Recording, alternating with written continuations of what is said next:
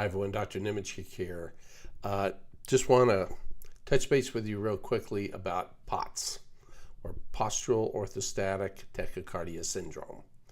We're getting a lot of calls in the office, and we hear a lot of times people say, my doctor doesn't believe it's real, they don't know what it is. I'm here to tell you it's a very real thing, and there is something you can do about it, which most people are still, even neurologists, are in the dark ages about. So first, what is it? The autonomic nervous system is the part of the brain that regulates all your organs, your hormones, your immune system, the whole system, your whole body, and causes it to behave different ways depending how much stress you're under, okay? Like your body's going to run very differently if you just had a big meal or if you haven't eaten in 4 days, or it's 20 below zero, or it's 120 degrees outside here in Arizona. That's what the autonomic system does for all the different stressors you might undergo. And POTS is an injury to the autonomic nervous system, and an injury in particular that you can kind of break it down to two basic phenomena which you experience. One is you have low blood pressure to the brain, and low blood pressure to the brain makes it hard for oxygen to jump from your red blood cells into your neurons. Your neurons only have 1 second of spare oxygen. So people are kind of lightheaded, they're tired, they're fatigued, it can cause headaches, it can make you anxious, it can make you fidgety, it can make you crave like salt and sugar, anxious. I think I said that already, but so it can cause, the low blood pressure can cause that. Now, if you have an injury to the autonomic nervous system, more commonly people just have that. But people with POTS have that, and their compensatory increase in heart rate is also kind of broken. So if you just have the first case, you have this low blood pressure and your heart rate may go up to 100, 110 or something like that when things are really bad. With POTS, you'll have low blood pressure and your heart rate overshoots. 130, 140, 150. People still feel like their heart's going to explode in their chest. But it's just an injury to this regulatory mechanism is what you're seeing. Now, the injuries, people will be, and quite naturally, people think, I haven't hit my head. Well, that's the most frequently discussed type of injury you get. It can either be a concussion or a series of smaller, what we call subconcussive events, which would be like hitting a soccer ball will give you an injury, will snap some neurons in your brain, okay? Now, so you get an injury.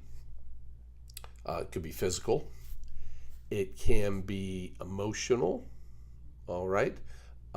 So often death of a loved one, fear for your life, just something really negatively traumatic.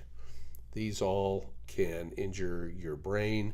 Now, a physical injury will actually snap neurons, and what they've shown in animal models is the emotional injuries don't snap the neurons, but the internal organelles are damaged. They don't function well. This intense stress.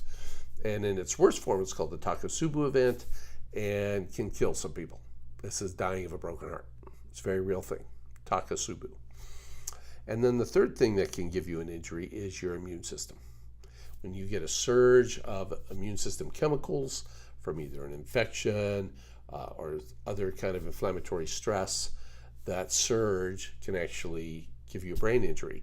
And so things like fracture of big bones, just a scalpel cutting you in surgery, uncomplicated surgery, can give you a brain injury. Very, very common here in the last decade is COVID. COVID causes a big surge in inflammatory chemicals, and really it just wallops people, and they have a brain injury. Okay, now we understand that if we go back 40 years ago, 50 years ago, most people would fully recover within a couple days, a couple weeks, certainly within a couple months. It would totally go away on its own. And what's happening in the last, say, 20 years or more is more and more people are unable to fully recover from this. The primary cause is being understood to be from just systemic inflammation. And inflammation is a word we use when your immune system just turns on, okay? But it's only supposed to turn on for a little bit. Like you have a sprained ankle, turns on a little bit, fixes it, shuts off. You have a sinus infection, turns on for a short while, fixes it, shuts off. But many people are walking around with this continual ongoing inflammatory stress in their bloodstream, and that is inhibiting their ability to recover from these injuries. And so each injury leaves some damage and more damage and more damage, and that starts building up in a process some call cumulative brain injury. There's another term they're using called minor repetitive traumatic brain injury, which is quite a mouthful, but still it adds up, and that's what's going on. Now, fortunately, in the last 10 to 20 years, we've learned the brain has very robust repair mechanisms to fix all sorts of things. There's cells, there's chemicals, you can make new neurons, a bunch of crazy stuff we never knew. But the same inflammation that I'm talking about prevents all of that from working properly, and it's looking like that's why you don't fully recover. Now, what we've discovered here is, and I've been working on this for about 20 years, starting with my HIV patients around the year 2000, is that when you lower inflammation, it seems these repair mechanisms turn on and you can fix it, even 20 years later, okay?